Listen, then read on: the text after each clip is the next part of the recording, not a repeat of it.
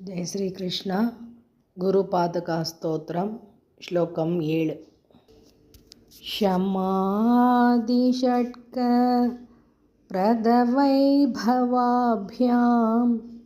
समाधिदान प्रतदीक्षिताभ्यां रमाधवाङ्ग्रस्थिरभक्तिदाभ्यां नमो नमः श्री गुरुपादुकाभ्यां नमो नमः श्री गुरुपादुकाभ्याம்.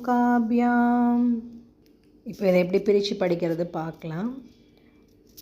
ஷமாதி ஷட்க, ஷமாதி மூணாவது தான் திக்கா சொல்கிறோம். ஷட்க இந்த ஷா குடிச்சு சொல்லணும். ஷட்க பிரத சொல்லணும். வைப வைப ப நாலாவது ப மகாபிராணம். வைபவாபியாம் வா நெடில், அடுத்தது பாவும் குறில். நான் எப்போவும் அல்ப பிராண மகாபிராணா தான் கொஞ்சம் ஸ்ட்ரெஸ் பண்ணி சொல்லித்தரேன்.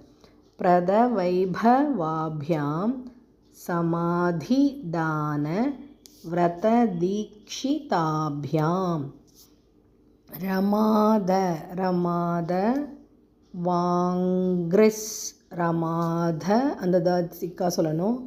வாங்கிரிஸ் வாங்கிரிஸ் நாலாவது க வாங்கிரி ஸ்திர வாங்கிரி சொல்லிட்டு ஸ்திர ஸ்திர பக்தி ப இக்தி பக்தி தாபியாம் தாபியாம் நமோ நம ஸ்ரீ குருபாதுகாபியாம் அப்படி சொல்லணும்.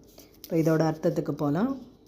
இந்த கடைசி நிலை ஷமாதி நிலை, சமாதி நிலை சொல்கிறோம் இல்லையா, ஒரு விதமான அமைதி நிலை. அது போகிறதுக்கு ஆரம்பமாக இருக்கிற ஒரு க்ஷமா அதுதான் ஆரம்பிக்குது. அது அப்படிப்பட்ட ஒரு 6 குணங்கள், அந்த 6 குணங்கள் அதை நமக்கு வழங்குது.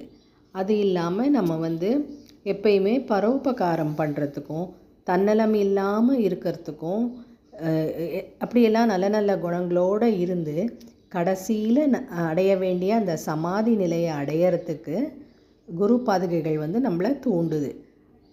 அந்த பாதுகைகள் நமக்கு அப்படியே மோட்சத்தை கொடுக்குது.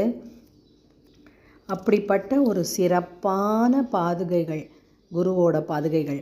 அந்த பாதுகைகளை நான் எப்போதுமே வணங்கிண்டே இருக்கேன், நம்ம எப்போதும் வணங்க வேண்டும் அப்படின்னு ஆச்சாரியார் சொல்கிறார். இன்னும் ஒரு தடவை பார்க்கலாம் அந்த ஸ்லோகத்தை மட்டும்.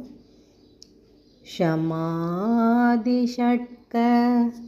பிரதவைபவாபியாம் சமாதிதான விரததீக்ஷிதாபியாம் ரமாதவாங்கிருஸ்திரபக்தி தாபியாம் நமோ நம ஸ்ரீ குருபாதுகாபியாம் நமோ நம ஸ்ரீ குருபாதுகாபியாம்.